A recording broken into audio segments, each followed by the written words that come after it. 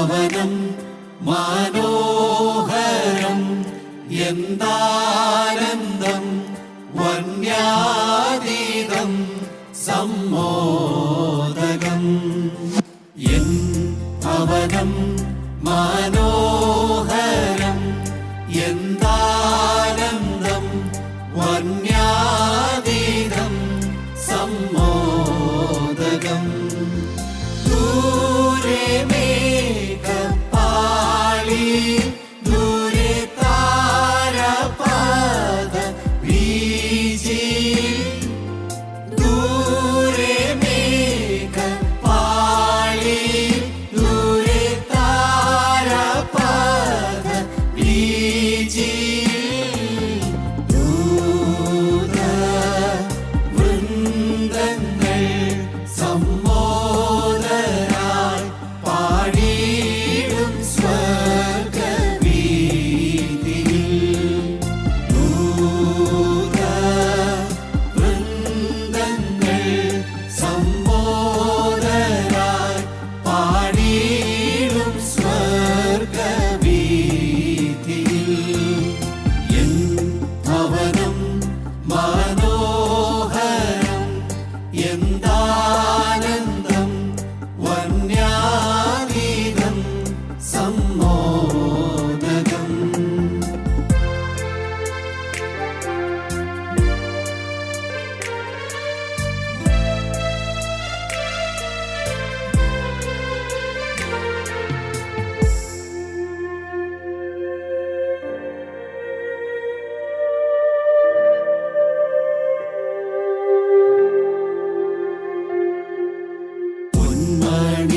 പൊന്മണിമേടകൾ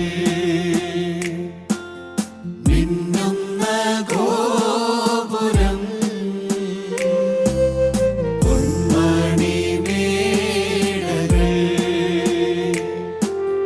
മിന്നുന്ന ഗോപുരം പത്തും രണ്ടു രത്നക്കല്ലുകളാൽ തീർത്തതാം മന്ദിരം പത്തും രണ്ടു രത്നക്കല്ലുകളാൽ തീർത്തതാം മന്ദിരം കണ്ടൻ കണ്ണുകൾ തുളും വീഴും ആനന്ദാശ്രു പൊഴിച്ചിടും കണ്ടൻ കണ്ണുകൾ തുളും വീഴും ആനന്ദാശ്രു പൊഴിച്ചിടും എൻ ഭവനം മനോഹരം എന്താനന്ദം വന്യാതീതം സമ്മോദകം. ദൈവനാമം മഹത്വപ്പെടുമാറാകട്ടെ. കർത്തൃ പ്രാർത്ഥന, കർത്താവായി യേശുക്രിസ്തു പഠിപ്പിച്ചതായ പ്രാർത്ഥന, ലോകത്തിലേക്കും ഏറ്റവും മനോഹരമായ പ്രാർത്ഥന, ലോകത്തിൽ ഏറ്റവും കൂടുതൽ ആളുകൾ ചൊല്ലുന്നതായ പ്രാർത്ഥന, കർത്താവായി യേശുക്രിസ്തു പഠിപ്പിച്ചതായ പ്രാർത്ഥന. ഈ പ്രാർത്ഥനയിൽ 6 വാക്യങ്ങളാണുള്ളത്. 1 സംബോധന വാചകം, 2 സമാപന സ്തുതി വാചകം, 3 6 അപേക്ഷകൾ. പ്രാർത്ഥിക്കുന്ന വ്യക്തി ദൈവസന്നിധിയിൽ അർപ്പിക്കുന്ന 6 അപേക്ഷകൾ.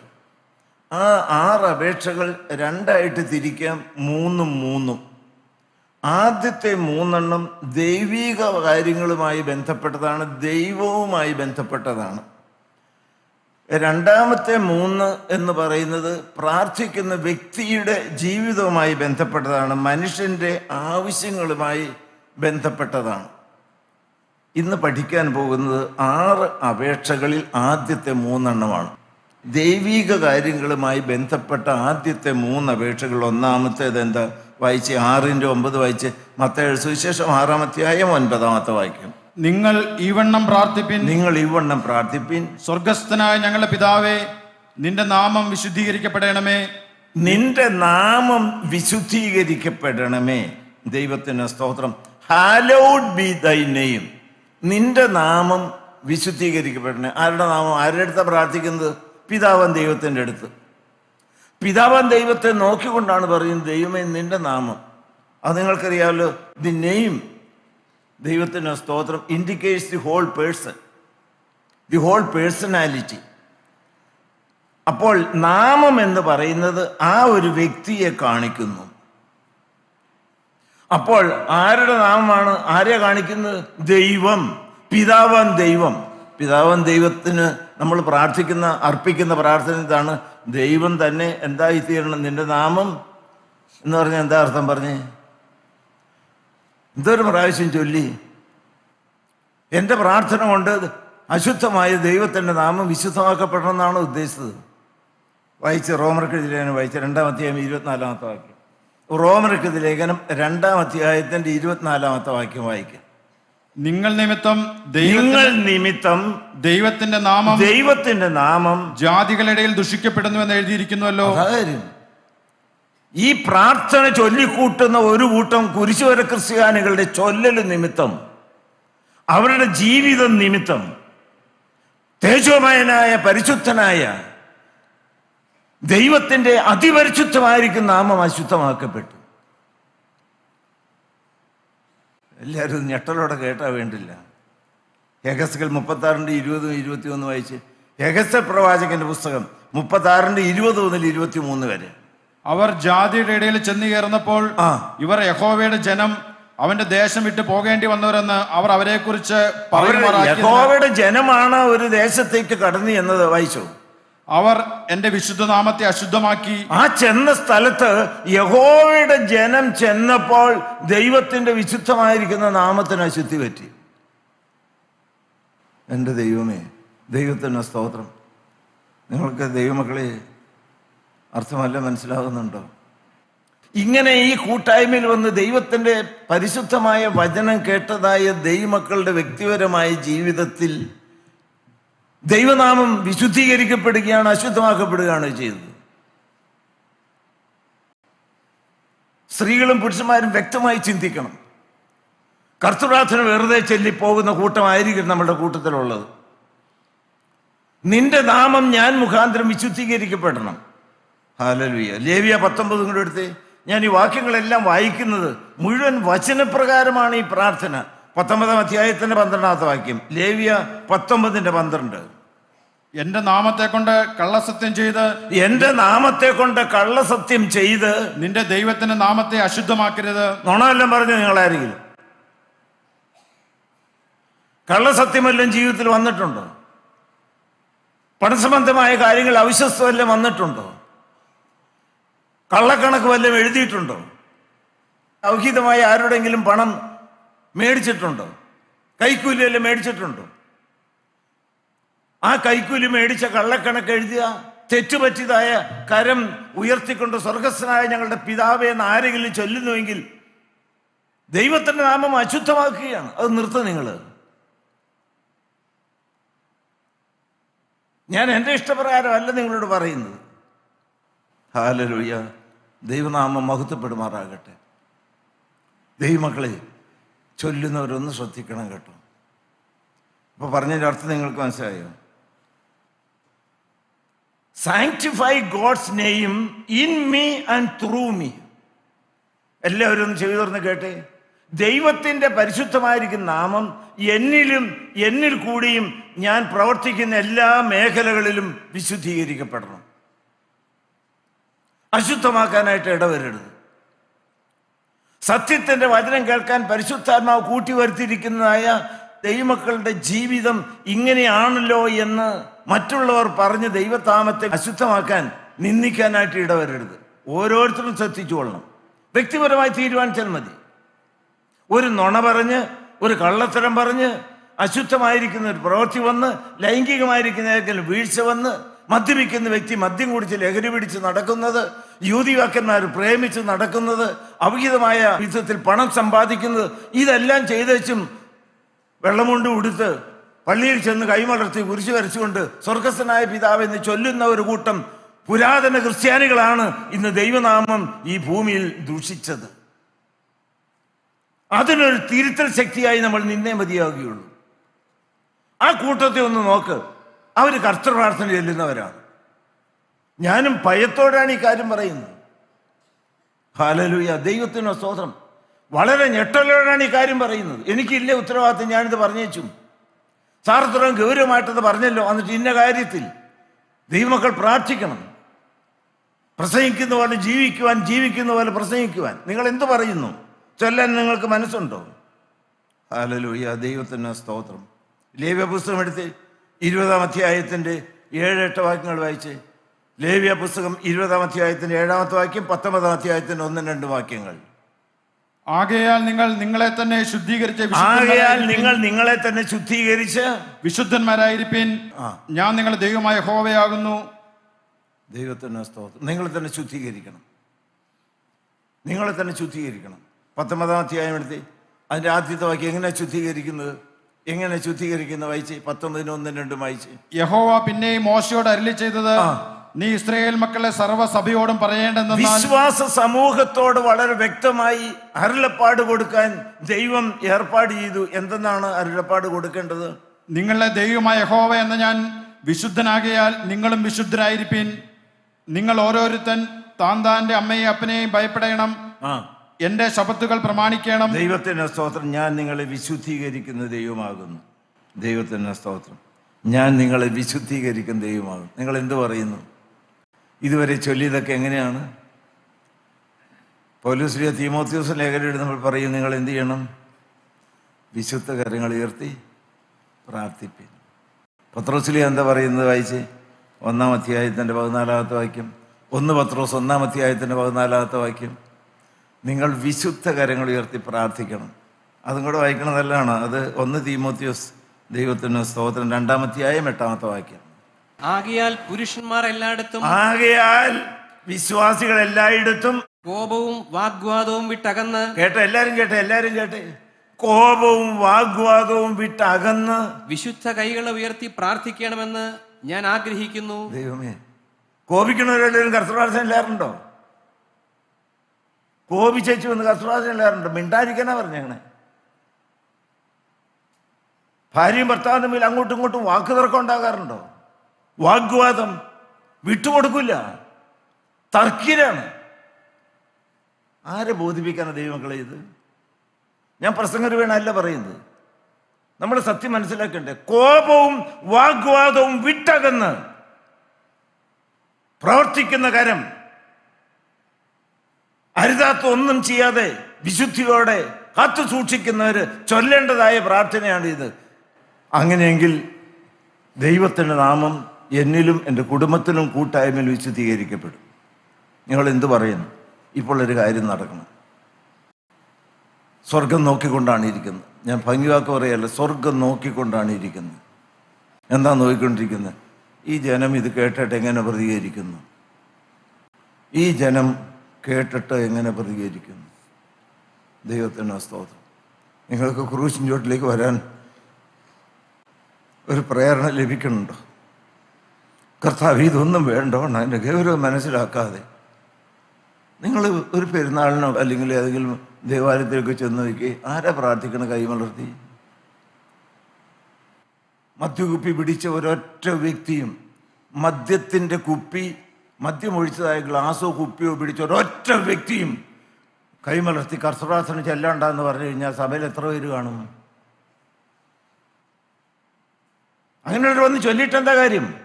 നമ്മുടെ ആളിൽ അങ്ങനെ ആകരുത്. മദ്യം ഊറ്റി കുടിക്കുന്ന നാവ് കൊണ്ട് വാ തുറക്കുമ്പോൾ ദുർഗന്ധമായിരിക്കും. ഹല്ലേലൂയ, ദൈവത്തിന് സ്തോത്രം. എന്ത് പറയുന്നു നിങ്ങൾ?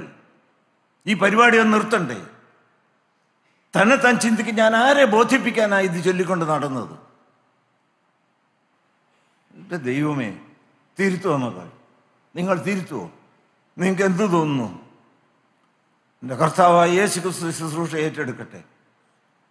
താവേ, തെറ്റുപറ്റിപ്പോയല്ലോ. ഞാനും പറയണം, ഇതിൻ്റെ ഗൗരവം ഒന്നും മനസ്സിലാക്കിയില്ലല്ലോ.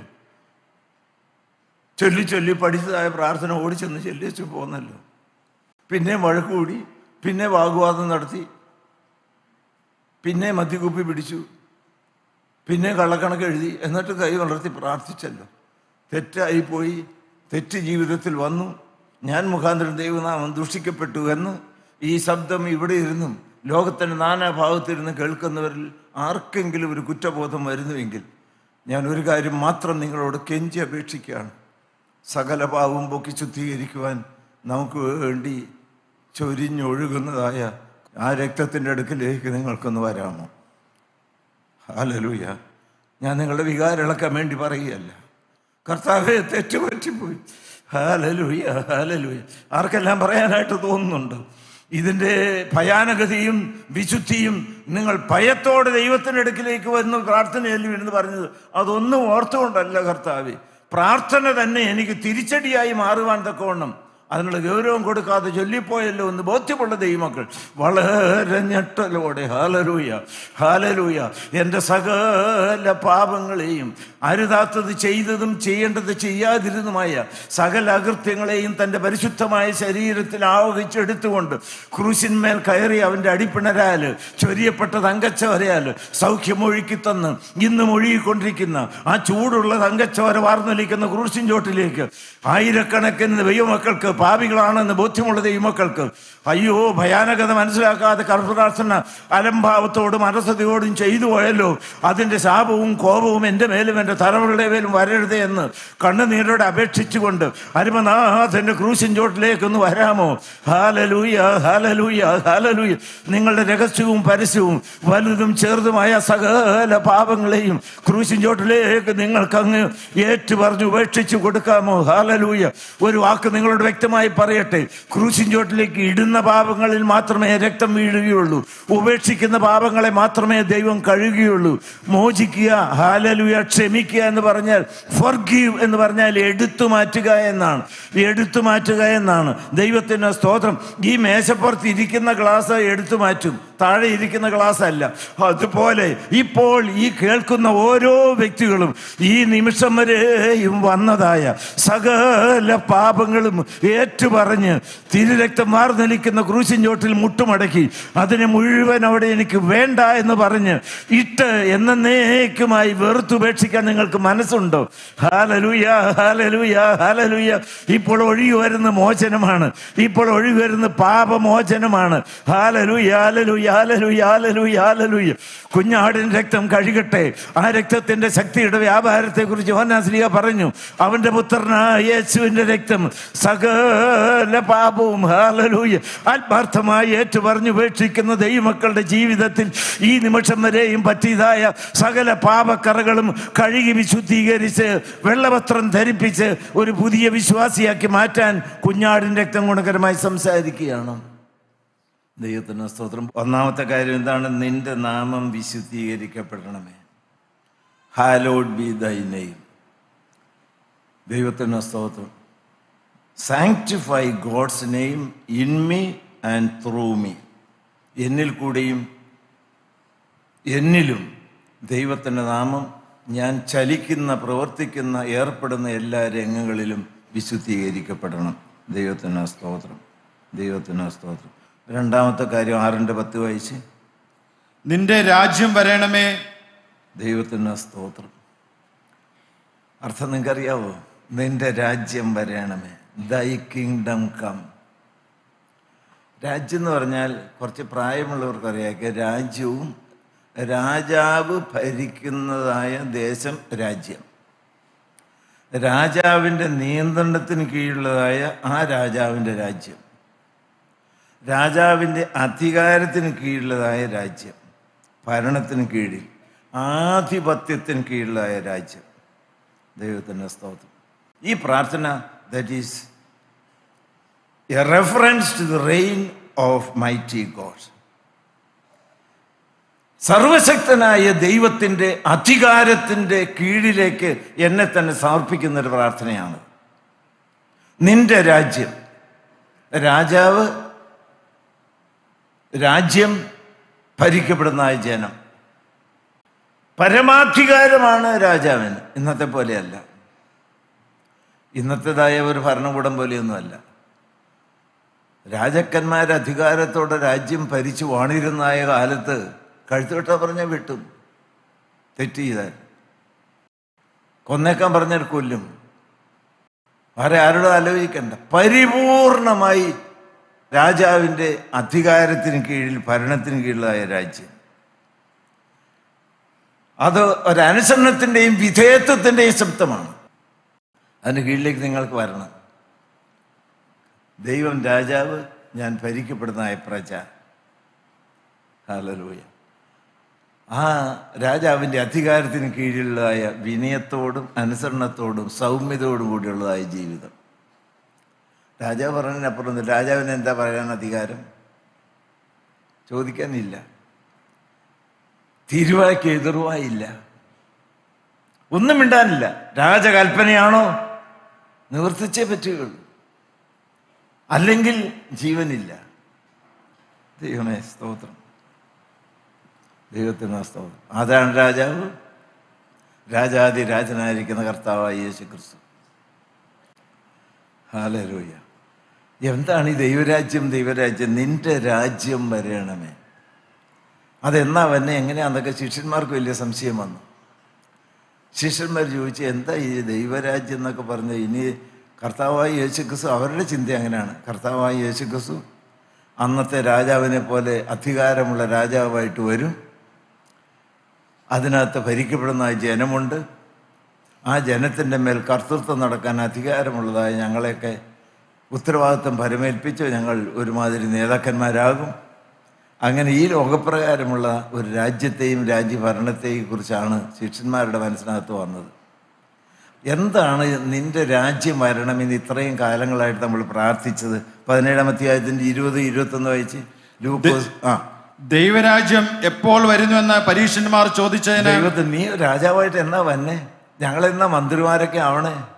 ഞങ്ങളുടെ കീഴിൽ കുറേ ആളുകളൊക്കെ ഞങ്ങളെ അനുസരിച്ച് ഞങ്ങൾ നേതാക്കന്മാരായി നടക്കാൻ ഒക്കുന്ന കാലം അതെന്നാ വരണേ എന്ന് ചോദിച്ചു. ഇനി നിങ്ങളതിൻ്റെ ഉത്തരം കർത്താവ് തന്നെ പറഞ്ഞത് കേട്ട്, ദൈവരാജ്യം കാണത്തക്കവണ്ണമല്ല വരുന്നത്.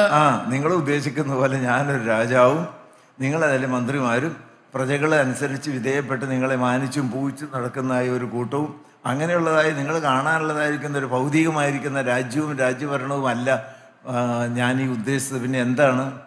ഇതാ ഇവിടെയെന്നും അത് അവിടെയെന്നും പറയുകയുമില്ല, ദൈവരാജ്യം നിങ്ങളുടെ ഇടയിൽ തന്നെ ഉണ്ടല്ലോ എന്ന് അവൻ ഉത്തരം പറഞ്ഞു. എന്ത് വ്യക്തമായിട്ട് പറഞ്ഞു? ദൈവരാജ്യം എന്ന് പറഞ്ഞത് ഞാനാ. ഈ ദൈവരാജ്യം നിങ്ങളുടെ ഇടയിലുണ്ട്. എൻ്റെ ദൈവം എന്ത് വ്യക്തമാണ്! നിങ്ങൾ അങ്ങനെ മനസ്സിലാക്കിക്കൊണ്ടാണ് പ്രാർത്ഥിച്ചത്. ദൈവരാജ്യം മക്കളെ നിങ്ങളുടെ ഇടയിലാണ്. പത്രോസ്, നിന്റെ അടുത്താണ് ദൈവരാജ്യം. യോനാസിയായ നിന്റെ അടുത്താണ് ഞാനാ ദൈവരാജ്യം. ദൈവത്തിന് സ്തോത്രം. Wherever Jesus is, there is the kingdom of God. Wherever Jesus is, there is the kingdom of God. യേശു എവിടെയുണ്ടോ അതാ ദൈവരാജ്യം.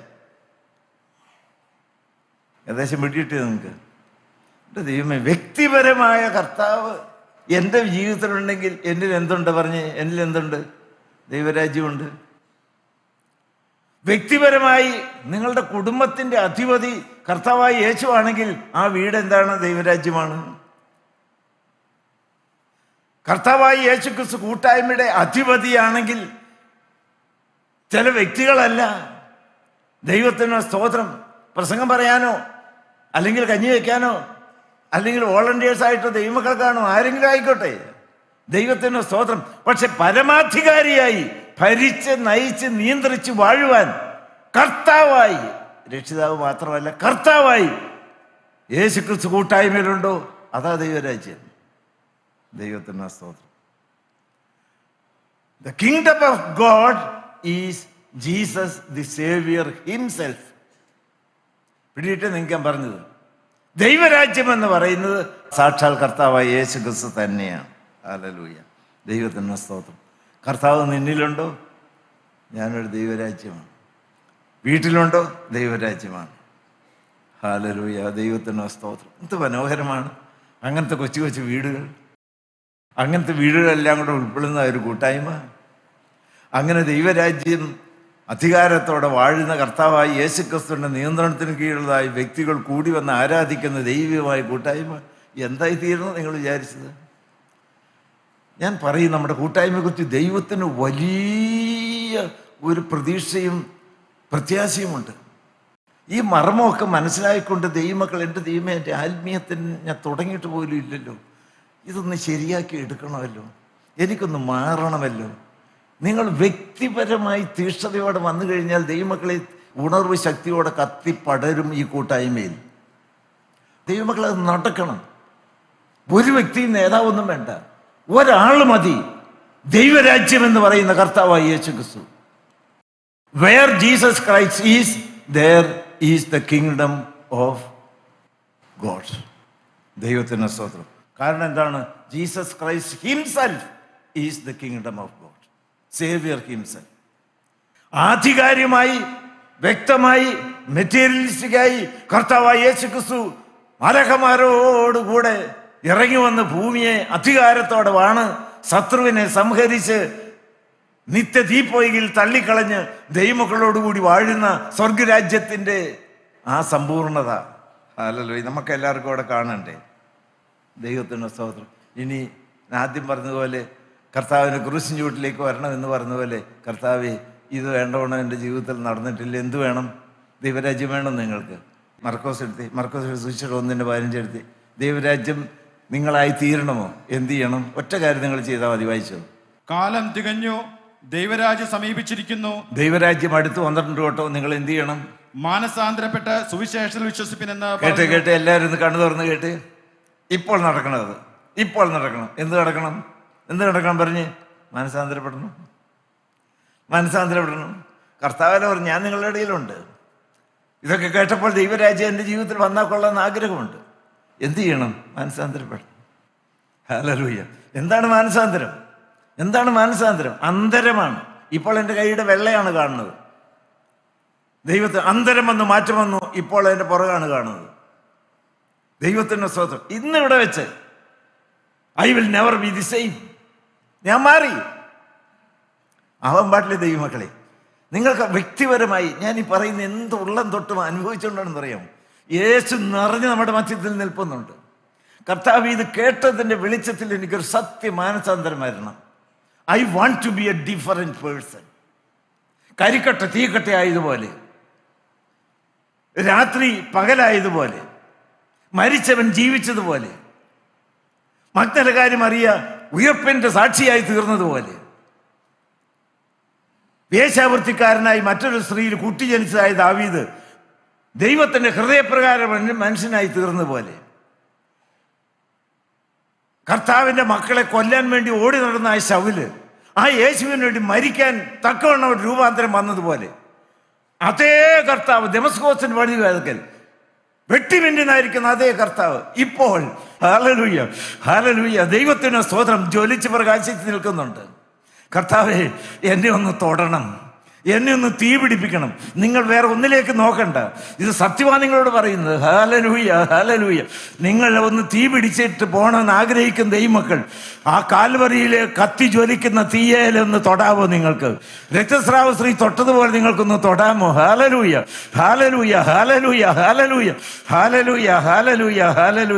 നന്ദിയോടെ സ്തോത്രം. വേഗം ഞാൻ മൂന്നാമത്തെ കാര്യം കൂടി പറയട്ടെ. മത്തായി 6:10 കൂടെ വേഗം വായിച്ചേ. നിന്റെ ഇഷ്ടം സ്വർഗത്തിലെ പോലെ ഭൂമിയിലും ആകണമേ. ദൈവത്തിന് സ്തോത്രം. സമ്മതമാണ് നിങ്ങൾക്ക്? നിന്റെ ഇഷ്ടം സ്വർഗത്തിലെ പോലെ ഭൂമിയിലുമാകണം.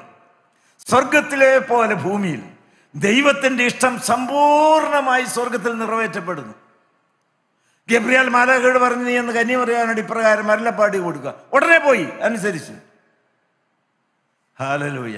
ദൈവത്തിന്റെ ഇഷ്ടം സമ്പൂർണമായി സ്വർഗത്തിൽ നിറവേറ്റപ്പെടുന്നത് പോലെ എൻ്റെ വ്യക്തിപരമായ ജീവിതത്തിലും കുടുംബത്തിലും കൂട്ടായ്മ ജീവിതത്തിലും നിന്റെ ഇഷ്ടം മാത്രം നിവർത്തിക്കപ്പെടണം. ദൈവഹിതം ഭൂമിയിൽ നടപ്പാകാനുള്ള പ്രാർത്ഥന. Prayer for the establishment of the perfect will of God. ദൈവത്തിന് സ്തോത്രം. A prayer for the establishment of perfect will of God.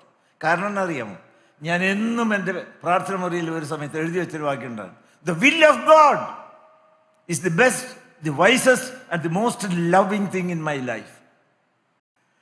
ജീവിതത്തിൽ എനിക്ക് തെറ്റുപറ്റാം.